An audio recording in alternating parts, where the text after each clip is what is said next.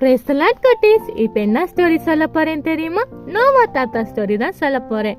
ஆதியாகமம் 6ஆம் அதிகாரத்துல இருந்து 9ஆம் அதிகாரம் வரை.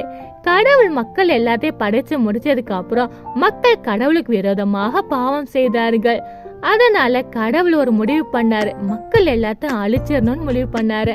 ஆனா மக்கள்ல நோவா தாத்தா மட்டும் கடவுளுக்கு நீதிமானாவும் உத்தமானா இருந்தா. நோவாவுக்கு கடவுளின் கண்களில் கிருபை கிடைத்தது. அதனால ஒரு நாள் நோவாவை கூப்பிட்டு, நோவாவே, இந்த உலகத்தை ஜலத்தினால் அழிக்க போகிறேன். 40 நாள் தொடர்ந்து மழை வரப்போகுது.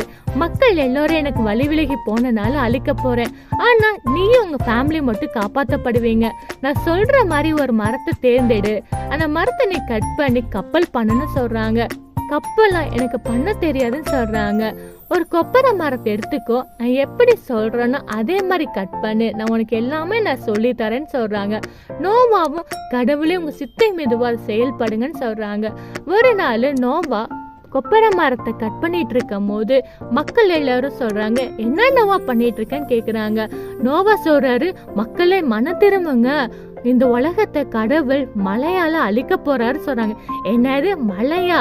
இன்னவள மழைய நான் பார்த்ததே இல்லை, என்ன பைத்திய மாதிரி வளரன்ட்டு நோவா திட்டிட்டு இருக்காங்க. மக்களே, கடவுள் என்ன ஒரு கப்பல் பண்ண சொன்னாரு, கண்டிப்பா மழை வரும், நீங்களாம் மனம் திரும்புங்க சொல்றாங்க. அப்ப என் மக்கள் எல்லாம் சிரிச்சு கொண்டு வேணா லூசு மாதிரி பேசுறேன்ட்டு போயிட்டாங்க. உடனே கடவுள் சொன்ன பிரகாரம் என்ன பண்ணா, ஒரு பேலைய செஞ்சு முடிச்சுட்டான். கடவுள் சொன்னாரு, அதுல விலங்குகள்லாம் ஆணு பெண்ணுமாக அந்த பேலைக்குள்ள வீடுன்னு சொல்றாங்க. அதுக்கு தேவையான உணவுகளை கடவுள் ஏற்பாடு பண்ண சொன்னாரு. அதே மாதிரி நோவா கடவுள் சொன்னபடியே விலங்குகள் எல்லாத்தையும் பேலைக்குள்ள விட்டான். அதுக்கு தேவையான உணவுகளையும் வைத்தான். மக்கள் அப்பயும் கேக்குறாங்க, என்ன நோவா பண்ணிட்டு இருக்க, இதெல்லாம் தேவையில்லாத விஷயம் சொல்றாங்க. நோவா அப்பயும் சொல்றாரு, மக்களே, கடவுள் வார்த்தைக்கு தான் நான் கீழ்ப்படிஞ்சு பண்றேன், நீங்களும் பாவத்துல இருந்து மனம் திரும்புங்க, இந்த பேழைக்குள்ள வாங்கன்னு சொல்றாங்க. அப்பவும் மக்கள் யாருமே மனம் திரும்பல. நோவாவோட பசங்க 3 பேரு, சேம், காம், யாபேத். அவங்களோட 3 மனைவிக, நோவாவும் நோவாவோட ஒய்ஃப், மொத்தம் 8 பேரு பேழைக்குள்ள பிரவேசிக்கிறாங்க. கடவுள் அந்த கதவை சாத்திடுறாரு. மழை பெய்ய ஸ்டார்ட் பண்ணுது. துளிகள் மேலேருந்து கீழே படும் போது மக்கள் என்னது வானத்துல இருந்து புதுசா என்னமோ வருதுன்னு யோசிக்கிறாங்க. அப்போ 40 நாள் இரவும் பகலும் மழை பெய்ய ஆரம்பிக்குது. நோவாவோட பேலை என்ன பண்ணுது, நகர ஆரம்பிக்குது. மக்கள் எல்லோரும் நோவா ப்ளீஸ் ஓப்பன் த டோர்ன்னு சொல்றாங்க.